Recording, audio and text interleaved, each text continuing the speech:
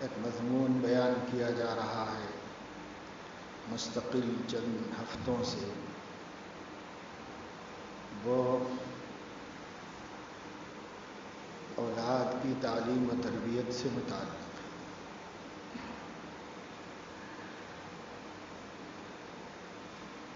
تین چیزیں تجربہ اور قرآن و حدیث کے مطالعے سے معلوم ہوتی ہے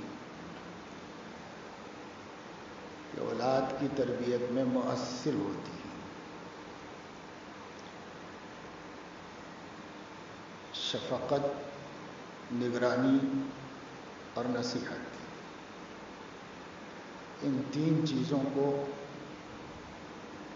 ملحوظ رکھنے والے تربیت میں کامیاب ہوتے ہیں۔ شفقت تو بنیادی چیز ہے۔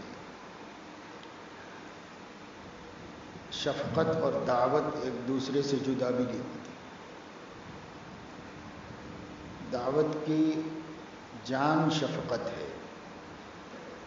جب تک مدعو سے ہمدردی اور غم گساری نہیں ہوتی، اس وقت تک دعوت مؤثر نہیں ہوتی، کیونکہ دعوت اور نصیحت کا تعلق خیر خواہی سے ہے۔ جب سامنے والے کی ہمارے دل میں خیر خواہی ہوگی تو اس کے لیے ہمارا دل نرم ہوگا۔ اسی قلب کی نرمی کو شفقت کہتے ہیں۔ دل میں نرمی پیدا ہو اس کے، جب شفقت پیدا ہوگی تو اس کی نصیحت میں اعتدال ہوگا، اس کی نصیحت میں بھلائی ہوگی، اس کی نصیحت میں ہمدردی اور غمگساری کا جذبہ ہوگا۔ اور شفقت نہیں ہوگی تو نصیحت ضابطے کی ہو جائے گی۔ اس لیے اولاد کی تربیت میں سب سے پہلی چیز شفقت ہے۔ انبیاء علیہم السلام کی کامیابی کا راز ان کی شفقت ہے۔ شفقت، مہربانی اپنی امت پر، چاہے وہ مومن ہو چاہے مومن نہ ہو۔ شروع میں تو انبیاء کے دعوت غیر مسلموں ہی میں ہوتی ہے، بعد میں ایک طبقہ مسلمانوں کا بھی ہو جاتا ہے، لیکن ابتداءً تو انبیاء علیہم السلام خطاب کرتے ہیں غیر مسلموں ہی سے، انہی کو دعوت دیتے ہیں، انہی کو بلاتے ہیں اللہ کی طرف۔ کچھ دن کے بعد دو طبقے نبی کے سامنے ہوتے ہیں۔ ایک وہ جو مسلسل نافرمانی کر رہا ہے، ابھی کافر ہی ہے، ابھی اس نے دعوت قبول نہیں کی، اور ایک وہ جنہوں نے سمع و طاعت کا مظاہرہ کیا، بات ڈھنگ سے سنی اور قبول کر لی اور مسلمان ہو گئے۔ اب یہ دونوں کو لے کر نبی چلتا ہے۔ تو نبی کی دعوت ان کے لیے بھی ہے جنہوں نے ابھی تک ایمان نہیں لایا، اور ان کے لیے بھی ہے جو ایمان لا چکے ہیں۔ ایمان جو نہیں لائے انہیں ایمان کی طرف راغب کرنا اور انہیں اس کے لیے مائل کرنا، اور جو ایمان لے آئے انہیں اللہ کی بندگی کے تقاضوں پر ڈالنا اور اس کی تربیت کرنا۔ دونوں کام انبیاء علیہم السلام کرتے تھے، اور ہمارے لیے تو سب سے بڑا اسوہ سیدنا محمد الرسول اللہ صلی اللہ علیہ وسلم ہیں، لیکن تمام انبیاء اس صفت میں مشترک ہیں۔ ہر نبی شفیق ہے۔ اب کہتے ہیں موسیٰ علیہ السلام بہت جلالی پیغمبر تھے، لیکن یہ صرف ہم ایک تصور بنائیں گے، ورنہ اگر حضرت موسیٰ علیہ السلام کی قوم کو سامنے رکھ کر موسیٰ علیہ السلام کو دیکھیں تو وہ بھی بہت شفیق بزرگ ہیں، بہت نرم اور مہربان ہیں۔ کتنا انہوں نے بھگتا ہے۔ حضور علیہ السلام نے ایک موقع پر کسی نے آپ کو تکلیف دی تو یوں فرمایا، اللہ موسیٰ پر رحم فرمائے، ان کے لوگوں نے تو بہت ستایا تھا اور انہوں نے صبر کیا۔ تو حضور علیہ السلام نے حضرت موسیٰ کے صبر اور حلم کی تعریف کی۔ اب ان کے کچھ واقعات سامنے رکھ کر ہم یہ ایک ایک ذہن بنا لیے ہیں کہ حضرت موسیٰ علیہ السلام بہت غصے والے آدمی ہوں گے، بہت جلالی آدمی ہوں گے، ایسے ہم نے ذہن بنا لیا. ورنہ نبی ہو اور شفیق نہ ہو ایسا نہیں ہو سکتا. نبی شفیق ہوتا ہے، شفقت کے سہارے امت پہ چھاتا ہے اور شفقت کے ذریعے قلوب میں جگہ بنا لیتا ہے. شفقت اس کے پاس بہت بڑا وسیلہ دعوت ہے، اسی سے وہ کام آگے بڑھاتا ہے. اس لیے شفقت انبیاء علیہ الصلاۃ والسلام کا مزاج ہے. غصہ انہیں آتا ہے، جہاں آنا ہے وہاں آتا ہے. اس غصے میں بھی وہ شفیق نظر آتے ہیں اور اس میں بھی وہ مہربان دکھائی دیتے ہیں امت کے ساتھ. اس لیے غصے میں شفقت ختم نہیں ہو جاتی، غصے میں بھی شفقت ہوتی ہے. دیکھیے حضور علیہ الصلاۃ والسلام ایک مرتبہ تشریف لائے، لوگ کچھ گفتگو کر رہے تھے. پوچھا کیا باتیں کر رہے ہو؟ کہا ہم تقدیر کے سلسلے میں تبادلے خیال کر رہے ہیں.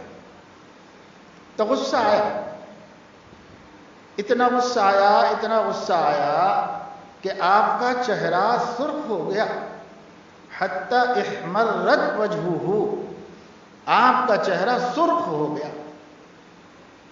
جیسے ہم لوگ اردو میں کہتے لال پیلے ہو گئے. اتنا غصہ آیا حضور علیہ الصلوۃ والسلام. صحابہ خود کہہ رہے ہیں اتنا غصہ آیا، چہرے سے دیکھا پہچانا. لیکن اس غصے میں کیا تھا؟ آپ نے پہلے تو سخت لہجے میں پوچھا وَبِهَذَا أُمِرْتُمْ، تمہیں ان باتوں کا حکم دیا گیا ہے؟ تمہیں ان باتوں کی اجازت دی گئی ہے کہ تم تقدیر کے مسئلے میں گفتگو کرو؟ نہیں دی گئی تھی. وہ لوگ شرمندہ ہوئے، خاموشی اختیار کی. فرمایا دیکھو جو میں تمہیں دے دوں وہ لے لو، اور جس سے روک دوں رک جاؤ. بس زیادہ مسائل میں مت پڑو، پریشانی کا سبب ہوگا تمہارے لیے. بس میں جو کہتا رہوں سنتے رہو، چلتے رہو اس کے اوپر، اور جس سے میں روک دوں رک جاؤ. اب یہ سب مسائل تم اٹھاؤ گے اور نہیں سمجھو گے، اپنا ایمان خراب کرو گے، اپنا دین متاثر کرو گے. کیا ضرورت ہے ان مسائل میں پڑھنے کی؟ میں نے کہہ دیا تھا کہ تقدیر پر ایمان لاؤ، لے آئے، بات ختم ہو گئی. اب میں جو اعمال بتا رہا ہوں اعمال میں لگے رہو. تو حضور علیہ السلام کو غصہ آیا، اتنا غصہ آیا کہ لال پیلے ہو گئے. لیکن اتنے غصے کے باوجود جو ان کے ساتھ معاملہ کیا وہ شفقت پر مبنی، نہایت مشفقانہ تعلیم دی اور بہت سمجھا کر ان سے بات کی. غصے میں کچھ نہیں کہتے حضور علیہ السلام. آتا غصہ ضرور تھا، غصے کی بات پر غصہ آنا چاہیے. انسانیت کا کمال یہ ہے، اگر غصے پر کسی کو غصہ نہیں آتا تو اس کی انسانیت ناقص ہے. انسانیت کا کمال یہ ہے کہ غصے کی بات پر غصہ آئے، خوشی کی بات پر خوشی ہو. یہ انسانیت کا کمال ہے. تو نبی معیوب نہیں ہوتا، نبی کی انسانیت بھی کامل ہوتی ہے. اس لیے غصے کی بات پر اسے غصہ بھی آتا ہے، لیکن غصے کے بعد وہ کرتے کیا ہیں؟ تو شفقت کا معاملہ کرتے ہیں. غصے میں وہ شفقت کے بجائے غلظت اور سختی پر نہیں آتی، شفقت کا معاملہ کرتے ہیں. یہ وہی کر سکتا ہے جسے اپنے نفس پر قابو. ہمیں اولاد کی تربیت کے سلسلے میں اسی گر کو اختیار کرنا چاہیے. سب سے پہلی چیز شفقت ہے. شفقت ہے.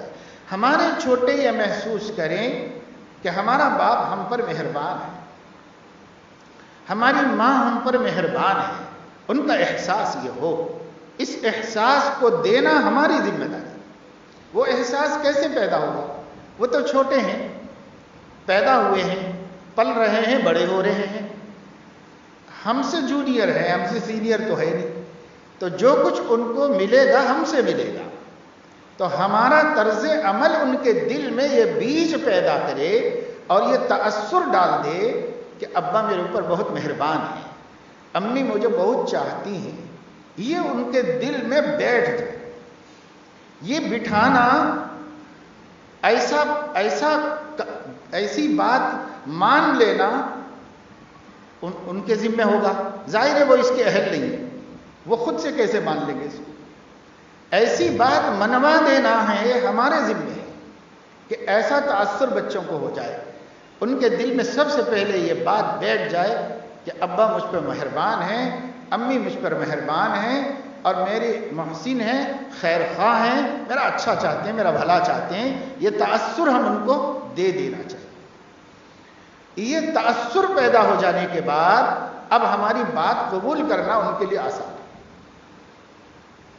اگر اس کے برخلاف یہ تأثر پیدا ہو گیا کہ باپ ہمارے مخالف ہیں، ابا مجھے نہیں چاہتے اور وہ ہمیشہ مجھے نقصان پہنچاتے ہیں اور مجھے میری خوشی توڑ دیتے ہیں، اگر ہمیشہ یہ تأثر لے لیا ہے تو اب اس تأثر کے آ جانے کے بعد ہماری ہر نصیحت اس کو خیر خواہی کے بجائے دشمنی سمجھ میں آئے، اب وہ اس کو قبول نہیں کرے۔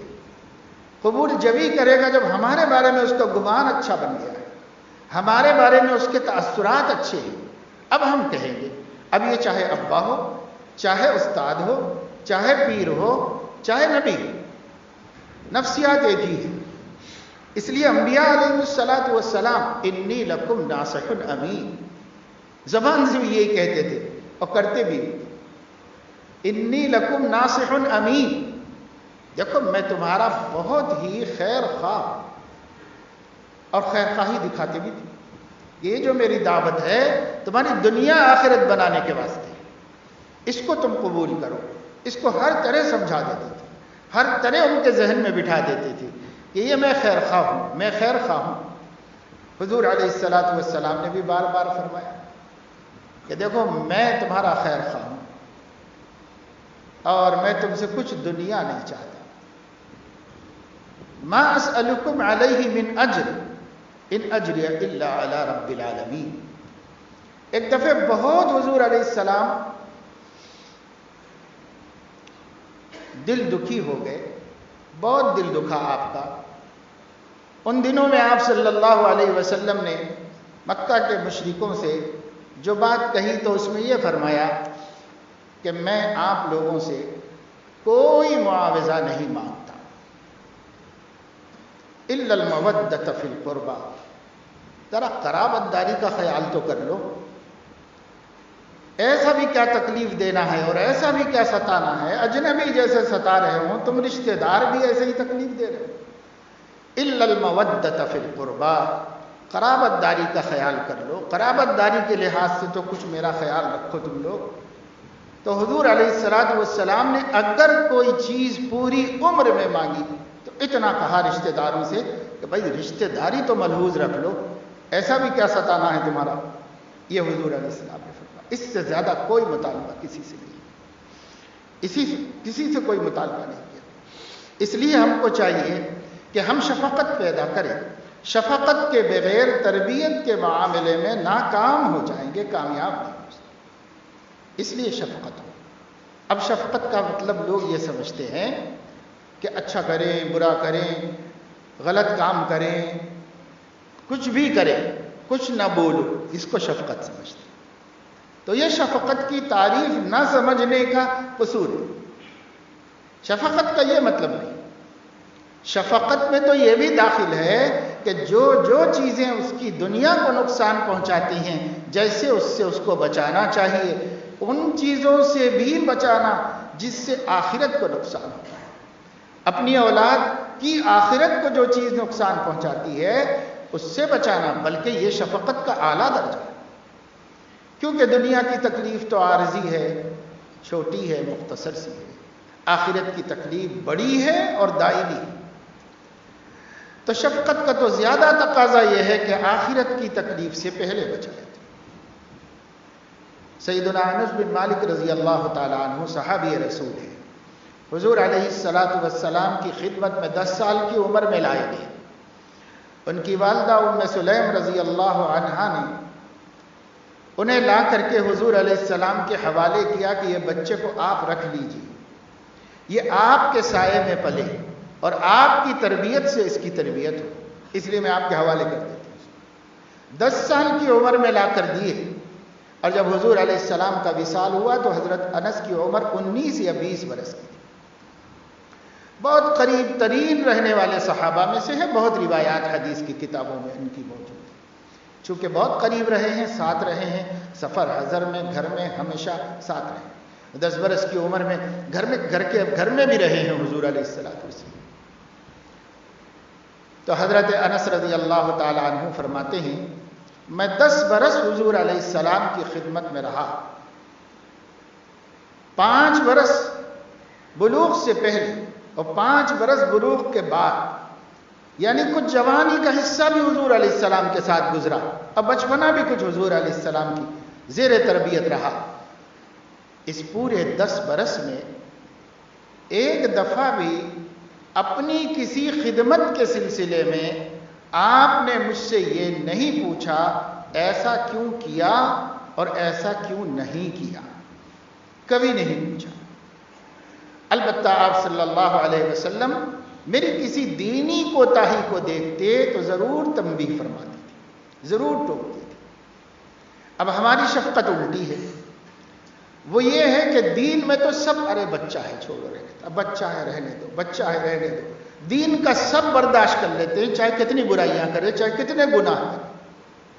جو آگے چل کے بالغ ہونے کے بعد گناہ شمار ہوگا ہم اس کو اس سے دور رکھنے کی فکر نہیں کرتے. بچہ ہے اس لیے شفقتاً گوارا کر لیتے ہیں، اور اگر ہماری نافرمانی کرے تو ہاتھ بھی اٹھ جاتا ہے، زبان بھی چل جاتی ہے، سخت سست بھی کہہ دیتے ہیں، پٹائی بھی کر دیتے ہیں، سب کچھ. تو یہ ہماری نافرمانی ہمارے نزدیک بڑی بات ہے، اور اللہ کی نافرمانی کوئی ویلیو نہیں رکھتی، کوئی اہمیت نہیں رکھتی. یہ ہماری شفقت ہے.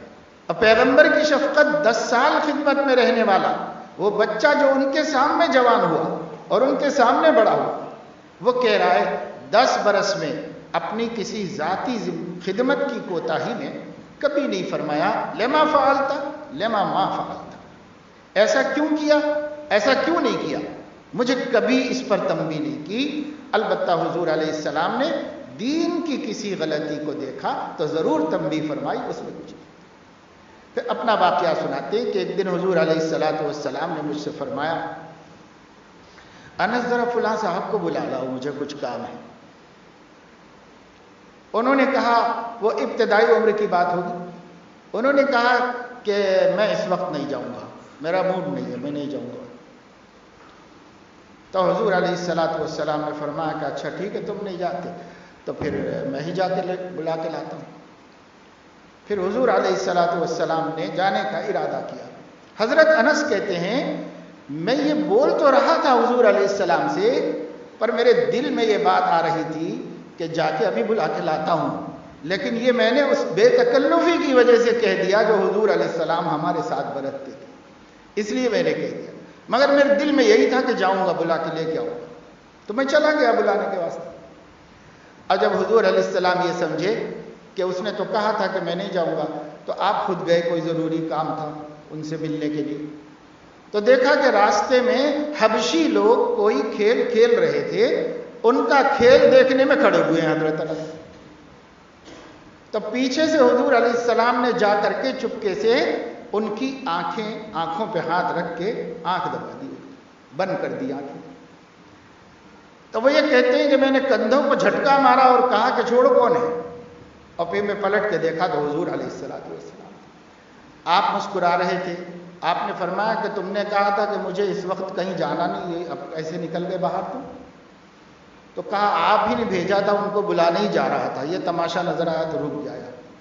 تو حضور علیہ السلام نے فرمایا اچھا ٹھیک ہے تم یہی دیکھو. پھر آپ چلے گئے. تو حضور علیہ السلام کی شفقت کو انہوں نے بتایا کہ دیکھیے اپنی خدمت کے معاملے میں، اپنے حق کے معاملے میں نظر انداز کر دیجیے. بچے ہیں، کھیلنے کا وقت ہے، کھیلنے دیں. بچے ہیں، اس وقت کبھی مزاج ہوتا ہے کہنا ماننے کا، کبھی مزاج نہیں ہوتا ان کا، نظر انداز کرو، اس کو دیکھتے رہو، سمجھتے رہو.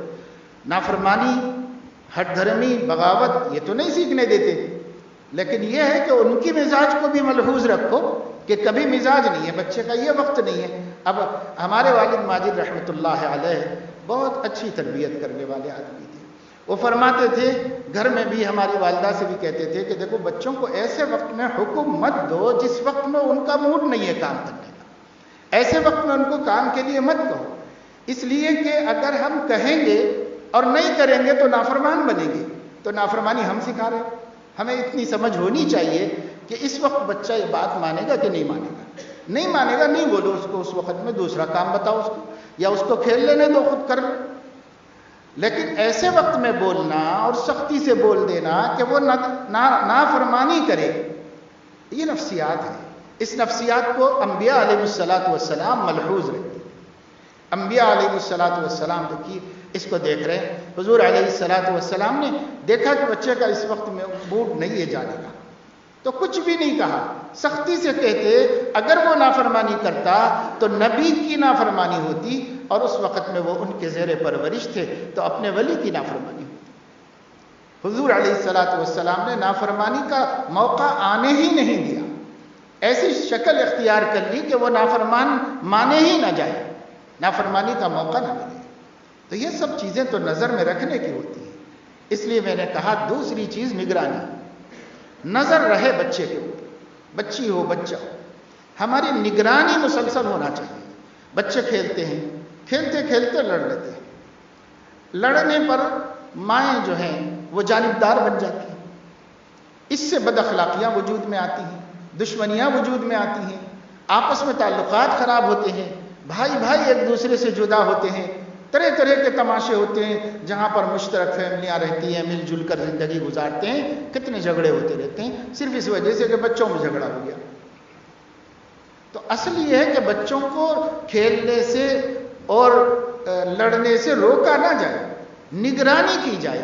جب ایسا وقت آ جائے کہ وہ بھیڑیں گے تو مداخلت کر دی جائے ان کے درمیان, اور کہا جائے کہ نہیں بیٹا لڑائی نہیں کرتے, چھوڑو اس کو, یہ کام نہیں, ایسے نہیں کرتے, چھوٹی بات ہے, معاف کر دینا چاہیے, درگزر کر دینا چاہیے.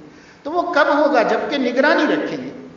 ہم نگرانی نہیں رکھیں گے, بچوں کو چھوڑ دیں گے اور وہ لڑ کر مار پیٹ کر کے گالی گلوچ کی نوبت آ جائے, تب ہم جا کر جانبداری کرتے ہوئے دوسرے کے بچے کو ڈٹ کے ڈھکیل دیں گے, اپنے بچے کو چمٹا لیں گے اور لڑائی جھگڑا ہوگا, اور پھر دونوں ماؤں میں اختلاف ہوگا اور نفرتیں پیدا ہوں گی اور دوریاں پیدا ہوں گی. اگر اس کے بجائے نگرانی رکھی جائے تو نگرانی رکھی جائے, نوبت ہی نہیں آتی لڑائی جھگڑے کی. بچے کھیلیں گے, لڑیں گے بھی تو نہ. جب کوئی بات ہوگی مزاج کے خلاف ہوگا, کوئی کسی کے خلاف بول دے گا, کوئی کسی کے خلاف, تو اب وہاں فوراً اختلاف ہوگا, جھگڑا ہوگا. فطرت ہے, اس فطرت کو ختم تو نہیں کر سکتے ہم, لیکن نگرانی رکھیں. نگرانی جب ہماری نظر رہے, اپنے کام بھی کرتے رہو اور بچوں پہ نظر بھی رکھے رہو. اگر بچوں میں آپس میں اپنے گھر کے بچے ہی صحیح, سگے بھائی بہنیں یا اور بھی اپنے دوسرے رشتہ دار مل جل کے ہوں تو نظر رکھو, اور جب بھی بچے لڑائی کی نوبت آئے بس فوراً مداخلت کر کے اس قصے کو ختم کرو, نوبت لڑائی کی ہونے پر دو.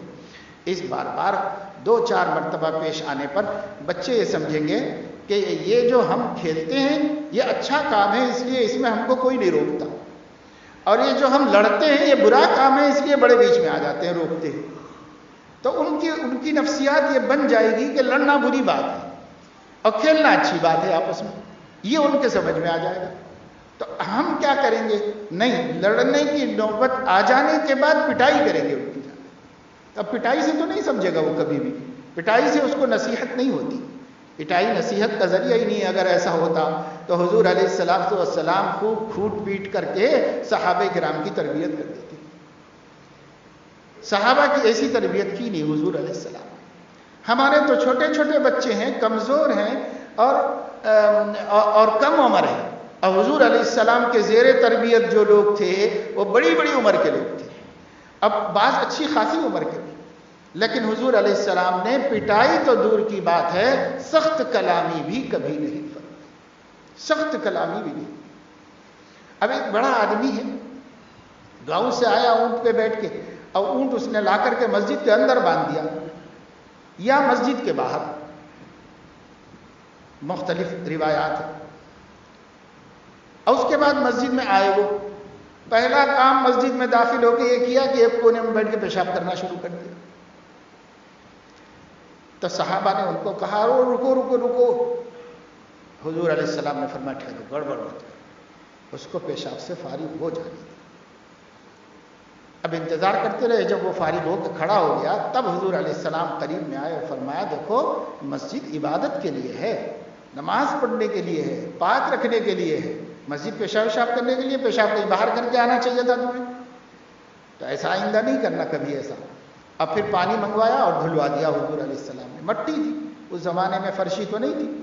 تو مختلف روایات ہیں کہ حضور علیہ السلام نے کچھ مٹی کچی جو ہو گئی تھی وہ نکال کے پھینکوا دی, تاکہ سوکھی زمین تو پاک ہے, اس لیے وہ جو کچی ہو گئی تھی اتنی مٹی نکلوا کے باہر پھینکوا دی. اور تھوڑے سے اطمینان قلب کے واسطے اس پہ پانی چھڑکوا دیا تاکہ تکدر نہ ہو۔ تو حضور علیہ السلام نے اتنا سب کچھ کیا لیکن سختی سے نہیں بتایا۔ یہ بچہ ہے کیا؟ یہ بڑا آدمی ہے جو اونٹ پہ بیٹھ کے آیا ہے، بڑی عمر کا ہے، لیکن اس کو سکھانے میں بھی یہ۔ اب شارحین حدیث نے مختلف توجیحات کی کہ کیوں گھر میں خدا کے پیشاب کرنے دیا حضور علیہ السلام، تو یہ فرماتے ہیں ایک تو اس وجہ سے کہ شفقتاً آپ نے کرنے دی، اس لیے کہ اگر سب مل کے گڑبڑ کرتے، اچانک پیشاب روک لیتا، اور جب اچانک پیشاب روک لیتا تو اس کے مثانوں پر اثر ہوتا اور تکلیف پہنچتی، اور حضور علیہ السلام نے اس کو تکلیف ہونے نہیں دی۔ دوسری توجیہ یہ کی گئی ہے کہ اگر اچانک گڑبڑ کر دیتے تو وہ پیشاب کرتا ہوا ہی باہر بھاگتا، تو اب ایک جگہ خراب ہو رہی تھی، بہت ساری جگہ مزید کی خراب ہو جاتی۔ تو جو بھی وجہ ہو، لیکن اس میں شفقت تو سمجھ میں آ رہی ہے کہ کس شفقت سے حضور علیہ السلام نے تعلیم فرمائی، تربیت فرمائی۔ تو یہ حضور علیہ السلام کے انداز میں تو پہلی چیز شفقت ہے، اور دوسری چیز نگرانی۔ نظر میں رکھیں اپنی اولاد کو، کیا کرتے ہیں، کرنے بھی دیں ان کو۔ اس کی ایک مثال ہے، بہت زیادہ سختی کریں یا بالکل چھوٹ دے دیں۔ اس کو ایک مثال سے سمجھیں۔ پودا لگاتے ہیں آپ کہیں گھر کے سامنے، ایک پودا لگاتے ہیں کہ بھائی درخت ہو جائے، سایہ ہو جائے یا ٹھنڈا اچھا لگے، کسی وجہ سے پودا لگاتے ہیں۔ اگر آپ اس پودے کو کھلا چھوڑ دیں گے تو رات میں بکری کھا لے گی، صبح کچھ بھی نہیں رہے گا، واپس قصہ ختم ہوگا۔ روز لگاؤ، روز ختم ہو جائے، رہے گا ہی۔ اور اگر آپ اس کے اوپر کوئی بیارن رکھ دیں گے، بالٹی رکھ دیں گے اور وزن پتھر رکھ دیں گے تو وہ اندر ہی جل کے ختم ہو جائے گا، بڑھے گا ہی نہیں، تیار ہی نہیں ہوگا وہ۔ تو کیا کریں؟ ایک تیسری صورت ہے، وہ یہ ہے کہ ایک جال اس کے آگے لگا دیا جائے جو پابندی بھی کر رہی ہو اور چھوٹ بھی دے رہی ہو، کہ ہوا آئے، روشنی آئے، دھوپ لگے، اس کی چھوٹ بھی مل رہی ہے، اور پابندی بھی ہے کہ اس پہ کوئی بکری نہ کھا لے، کوئی جانور منہ نہ ڈالے، کوئی وزن چیز اس پر نہ گر جائے، اس کی پابندی بھی ہو گئی۔ اس مثال کو سامنے رکھیے، بچوں کے ساتھ ہمارا معاملہ نہ بالکل چھوٹ کا ہو کہ کھلا چھوڑ دیں کہ کوئی بھی بچے ان کے دوستی کریں اور برباد کر دیں، تباہ کر دیں، نہ ان کو شیطان کے حوالے کریں، اور نہ اتنا ان کو تنگ کر کے رکھیں کہ وہ لوگوں کو اپنے آپ کو وہ لوگ محبوس محسوس کریں، جیسے جیل کے اندر ایسے محبوس محسوس کریں۔ یہ بھی ان کی صلاحیتوں کو کھلنے نہیں دیتی، ان کی صلاحیتوں کو اجاگر ہونے دیتی۔ لہذا بین بین اختیار کرو، جیسے جالی لگا دی گئی، کچھ پابندی اور کچھ آزادی۔ اپنے بچوں پر بھی کچھ پابندیاں رکھیے، جہاں اخلاقی خرابی کا اندیشہ ہو پابندی، اور جہاں ان کی اپنے اندر کے ذوق اور ان کے اندر کی صلاحیتوں کے بکھرنے کا معاملہ ہے تو آزادی دیجیے، موقع دیجیے کہ وہ اپنے اندر کے جوہر دکھائیں۔ اللہ نے اندر کیا کیا صلاحیتیں رکھی ہیں وہ بچوں کو باہر لانے دو اور دکھانے دو، اس کے لیے ان کو آزادی بھی دو۔ تو جتنی آزادی ان کے لیے مناسب ہے اتنی آزادی، اور جتنی پابندی ان کے لیے مناسب ہے اتنی پابندی۔ یہ نگرانی کا مطلب یہ ہوتا ہے، نگرانی ہو، نظر رہے، بچے بگڑنے نہ پائیں، کوئی خراب کام کرنے نہ پائیں، کوئی اخلاقی خرابی تو نہیں آ رہی ہے، دور سے دیکھتے رہو۔ اور جب ہم نظر رکھیں گے تو ہمیں بار بار ضرورت پیش آئے گی تیسری چیز کی، اور وہ تیسری چیز ہے نصیحت۔ نصیحت، ڈانٹنا کم ہو، سمجھانا زیادہ ہو۔ سمجھانے میں اور ڈانٹنے میں فرق یہ ہے کہ ڈانٹنے میں سخت کلامی ہو جاتی ہے اور سمجھانے میں محبت اور پیار کی بات ہوتی ہے۔ اس لیے ڈانٹنا کم ہو، سمجھانا زیادہ ہو، بار بار شفقت سے، بیٹا ایسا نہیں کرتی ہے، بیٹا۔ کتنے بچے ایسے ہیں جنہوں نے جوان بچوں سے، میں نے سنا کئی بچوں سے کہ ان کو اس بات کی شکایت اور احساس دل میں موجود ہے، اور وہ ایک کانٹا بن کر چبھا ہوا ہے ان کے دل میں کہ ان کے ابا نے کبھی بیٹا کہہ کر نہیں پکارا، ایک کانٹا بن کے چبھا ہوا ہے ان کے دل میں۔ اب بڑے ہو گئے ہیں، باپ کی خدمت بھی کر رہے ہیں، کہنا بھی مان رہے ہیں، پڑھ لکھ رہے ہیں، سب کچھ کر رہے ہیں، بے وفا نہیں ہو گئے والدین کے، لیکن دل میں ایک کانٹا چبھا ہوا ہے۔ ماں جب بھی ان کو نصیحت کی ہے، کوس کر کی ہے، تانوں کے ساتھ کی ہے، سخت کلامی کے ساتھ کی ہے، باپ نے کی ہے تو کبھی پیار اور محبت کا لہجہ نہیں اختیار کیا، اگرچہ کہ اللہ کا کرم ہے کہ وہ بڑے ہو کر ماں باپ کے وفاداری ہے، بے وفا نہیں ہے، لیکن ان کے دل میں ایک کانٹا ہے، وہ نکل نہیں سکتا۔ وہ یہی ہے کہ ان کے ساتھ وہ معاملہ نہیں کیا گیا جس کے وہ حقدار تھے، ان کے ساتھ وہ سلوک نہیں ہوا جس کو وہ ترستے تھے، وہ ان کو نہیں۔ اس لیے نصیحت کرو، ویسے کرو۔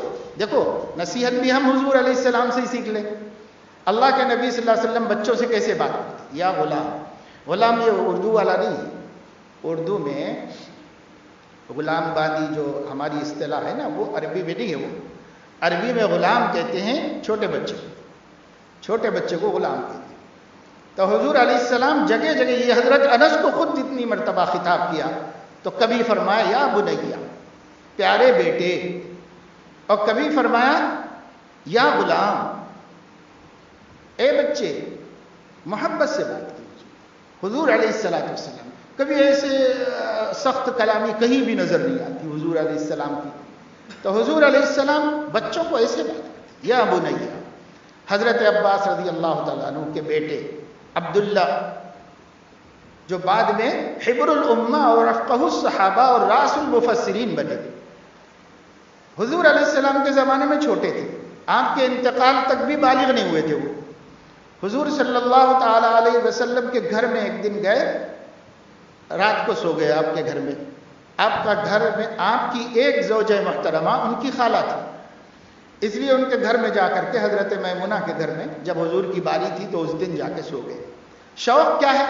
شوق یہ ہے کہ یہ دیکھیں کہ رات میں نبی کرتے کیا ہے۔ تو کہتے ہیں کہ حضور علیہ السلام کا ایک تکیہ تھا گھر میں، اس تکیے ہی پر ان کی خالہ ام المومنین حضرت میمونہ اور حضور علیہ السلام دونوں کا ایک ہی تکیہ تھا، دو تکیے نہیں تھے، ایک ہی تکیے پہ دونوں سوتے تھے۔ تو یہ کہتے ہیں کہ میں چلا گیا اور میں پہلے سو گیا، اسی تکیے پہ ایک سائیڈ میں دوسری طرف سے سر رکھ کے سو گیا، اسی تکیے پر میں۔ حضور علیہ السلام تشریف لائے، جب دیر سے سوتے تھے، بہت دیر سے آتے تھے حضور علیہ السلام، تو آپ تشریف لائے تو آپ صلی اللہ علیہ وسلم دوسرے سائیڈ سے سر رکھ کے سو گئے۔ اب فرمایا میں تھوڑی دیر شروع میں تو سو گیا تھا لیکن پھر جاگا، اب مجھے یہ دیکھنا تھا کہ حضور علیہ السلام گھر میں کیا اعمال صالحہ کرتے ہیں، میں بھی وہ کروں، اس کا شوق تھا۔ تو لیٹے، اب حضور علیہ السلام تھوڑی دیر سو گئے، تھوڑی ہی دیر کے بعد پھر جاگے تو ایک مشکیزہ لٹکا ہوا تھا، اس کے پاس جا کر کے اس کے نیچے سے پانی لیا اور مختصر سا وضو بنایا۔ اب مختصر سا وضو بنانے کے بعد آپ نے مصلی بچھایا اور تہجد کے لیے کھڑے ہو گئے۔ حضرت عبداللہ ابن عباس رضی اللہ عنہما فرماتے ہیں کہ میں بھی وہی سب کام کیا جو آپ نے کیا۔ آپ اٹھ کے بیٹھے، پہلے آنکھیں مل لی، اس سے سستی دور ہوتی، نیند اڑ جاتی، تو میں نے بھی آنکھیں مل لی بیٹھ کر کے۔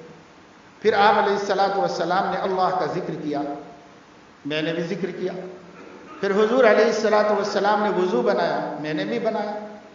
وہ نماز کے لیے کھڑے ہوئے تو میں بھی ان کی بائیں جانب آ کر کھڑا ہو گیا۔ تو انہوں نے اپنا ہاتھ سر پہ رکھ کر کے پیچھے سے ایسے اشارہ کیا کہ ادھر آؤ، یہ سائڈ میں آ جاؤ۔ تو پھر میں ان کی سیدھی جانب آ کے کھڑا ہو گیا۔ وہ نماز پڑھتے رہے، میں بھی نماز پڑھا۔ حضور علیہ السلام نے برابر میں کھڑا کیا تھا اپنے، اور دو ہی آدمی نماز پڑھ رہے ہوں تو برابر ہی میں کھڑے ہونا چاہیے، زیادہ سے زیادہ 2-4 انگل پیچھے ہٹ کے کھڑے ہو سکتے، لیکن بہت زیادہ پیچھے نہیں کھڑے ہونا چاہیے۔ تو حضور علیہ السلام نے ان کو اپنے برابر پہ کھڑا کیا تھا، تو وہ تھوڑا پیچھے ہٹ گئے، خود ہی ہٹ گئے پیچھے۔ آپ نے فرمایا نماز کے بعد میں نے تمہیں یہاں کھڑا کیا تھا، تم پیچھے کیوں ہٹے؟ تو انہوں نے کہا کہ یا رسول اللہ، میں آپ کے برابر کیسے کھڑے سکتا تھا، تو مجھے آپ سے حیا آئی اس لیے پیچھے ہٹ گیا۔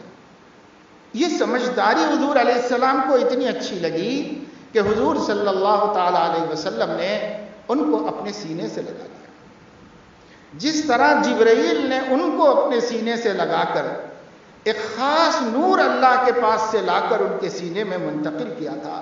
حضور علیہ السلام نے اپنے اس چچازاد بھائی کو، جو چھوٹے تھے ابھی 8-10 برس کے تھے صرف، حضور علیہ السلام نے اپنے سینے سے لگا دیا اور سینے سے لگا کر کے دعائیں دی ان کو کہ اللہ تعالیٰ تم کو کتاب کی تعویل عطا فرمائے، قرآن مجید کا فہم نصیب کر دے اللہ تعالیٰ، تم اتنے فہیم آدمی ہو، اتنے سمجھدار آدمی ہو، اللہ تعالیٰ تم کو قرآن کا فہم عطا فرما دے۔ معلوم ہوا کہ بچے ذہین ہو تو ان کے لیے تمنا کرنا چاہیے علم دین کا وارث بنا دے۔ حضور علیہ السلام نے اس بچے کو اتنا ذہین دیکھا تو اسے عالم کتاب و حکمت ہونے کی دعا دی حضور صلی اللہ علیہ وسلم، اور ان کی دعا کی برکت تھی کہ حضرت عبداللہ ابن عباس آج صحابہ کرام میں حبر الامہ کہلاتے ہیں، اس امت کے سب سے بڑے عالم کہلاتے ہیں۔ قرآن کی تفسیر میں وہ ایک سند بن گئے حضرت عبداللہ ابن عباس۔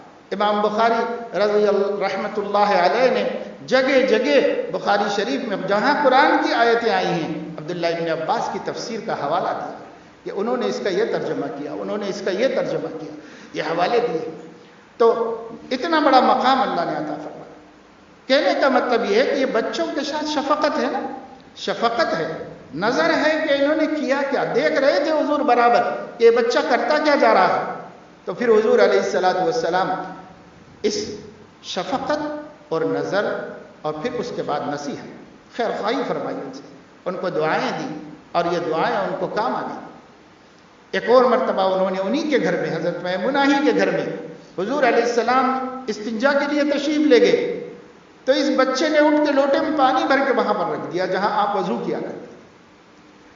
آپ آئے اور آپ نے دیکھا کہ کس نے پانی رکھا ہے یہاں؟ اب میں نے رکھ دیا ہے، میں سمجھا کہ آپ نکلیں گے تو وضو ضرور کریں گے، اس لیے پانی بھر دیا تھا اس میں۔ تو حضور علیہ السلام تب بھی بہت خوش ہوئے، اور آپ نے اس وقت جب وہ اللہ سے خاص تجلی کا وقت تھا اللہ تعالیٰ سے دعا کی اللہم فقہہ فی الدین، اے اللہ اسے دین کی فہم عطا فرما دیجیے، کیونکہ دین ہی کافی نہیں ہے، دین کا فہم بہت بڑی چیز ہے۔ آج لوگ دین سے واقف ہیں، فہم دین نہ ہونے کی وجہ سے خود بھٹک رہے، دوسروں کو بھٹکا رہے، اس لیے فہم بہت بڑی چیز ہے۔ اس لیے حضور علیہ السلام نے یہ دعا نہیں دی کہ اللہ اس کو بہت علم عطا فرما دے، بلکہ یہ دعا عطا فرما دی فقہہ فی الدین، اللہ اس کو دین کی سمجھ دے دیجیے، دین فہمی عطا فرما دیجیے کہ دین کو صحیح معنوں میں سمجھ سکے، ایسی فہم عطا فرما دیجیے اس کو۔ تو یہ دعا دے دی، یہی دعائیں سب کام آ گئی۔ یہ شفقت ہے حضور علیہ السلام کی۔ میرے دوستوں اور بزرگوں، بے شمار واقعات ہیں کہ اللہ کے نبی کا سلوک بچوں کے ساتھ کیسا تھا، اللہ کے نبی صلی اللہ علیہ وسلم بچوں کو نصیحت کیسے کرتے تھے، اللہ کے نبی صلی اللہ علیہ وسلم بچوں کے ساتھ رہتے کیسے تھے، بچوں کو کتنا موقع دیتے تھے۔ اگر حضور علیہ السلام یہ تک کر سکتے ہوں کہ امام الانبیاء ہوں اور سید ولد یوم القیامہ ہوں، کہ قیامت میں پوری انسانیت بشمول آدم کے وہ سردار ہیں حضور علیہ السلام، اور اس کے بعد حضور علیہ السلام مسجد نبوی کے صحن میں گھٹنوں اور ہتھیلیوں کے بل پر ہوں اور ان کے نواسے ان کی پیٹھ پر بیٹھے ہوئے ہوں، بچوں کے ساتھ اتنا بھی کر کے دکھا سکتا ہے امام الانبیاء، تو ہم اپنے بچوں کے ساتھ کیا کرتے ہیں اور کیسی شفقت کرتے ہیں، اپنے حالات میں غور کر سکتے ہیں، سوچ سکتے ہیں۔ اس لیے ہمیں سیکھنا ہوگا نبی پاک صلی اللہ علیہ وسلم سے کہ اولاد کی تربیت کیسے کی جاتی ہے، انہیں دنیا اور دین دونوں کی سمجھ کیسے دی جاتی ہے، انہیں اچھے اخلاق والا اور اچھا ایمان والا کیسے بنایا جا سکتا ہے، یہ سب نبی سے سیکھنا ہوگا۔ اور اس کے لیے میں نے قرآن حدیث کی روشنی میں آپ کو 3 باتیں یاد رکھنے کے لیے بتائیں۔ ایک تو پہلی چیز شفقت، دوسری چیز نگرانی، ہمیشہ نظر رہے اپنے بچے کیا کر رہے ہیں اس کے اوپر نظر رہے، اور تیسری چیز نصیحت، جو اچھی بات کی کمی محسوس کرو ہمدردی سے محبت سے سمجھاؤ، اور جو بری بات ان کے اندر نظر آئے نہایت شفقت اور محبت کے ساتھ اس کا برا ہونا ان کے ذہن میں بٹھا دو تاکہ وہ دوبارہ نہ کرے۔ بچے ایسا بہت فرما بردار ہوتے ہیں، ان کو کہا جائے شفقت سے سمجھا کے کہ بیٹا یہ بری بات ہے، تو پھر کبھی خود بھی نہیں کرتے اور دوسرا کرتا ہے تو شکایت کرتے ہیں، وہ فلاں یہ کر رہا ہے، یہ شکایت کرتے ہیں، خود کرتے نہیں کبھی۔ جب ان کو بتا دیا جائے کہ یہ بری بات ہے بیٹا یہ نہیں کرتے، مگر شفقت سے بچایا جائے۔ 2 تھپڑ لگانے سے کبھی زندگی میں نہیں سمجھے گا، وہ کبھی نہیں سمجھے گا۔ سمجھا دیں گے کہ بیٹا یہ بری بات ہے نا، اس سے یہ خرابی ہے، اس سے یہ تکلیف ہوئی دوسرے کو، یہ سب سمجھا دیں، پھر کبھی وہ نہیں کرے گا ایسی حرکت۔ اس لیے اس کے لیے شفقت کی ضرورت ہے، نگرانی کی ضرورت ہے، نصیحت کی ضرورت ہے۔ اللہ پاک اپنے فضل و کرم سے ہمیں توفیق عطا فرمائے کہ ہم اپنی اولاد کی تربیت کریں۔ اللہ نے ہماری آنکھیں ٹھنڈی کر دی ہیں تو ہم ان بچوں کو اللہ کو خوش کرنے والا بنا دیں اور نبی کی آنکھیں ٹھنڈی کرنے والا بنا دیں۔ آمین وآخر دعوانا الحمد للہ۔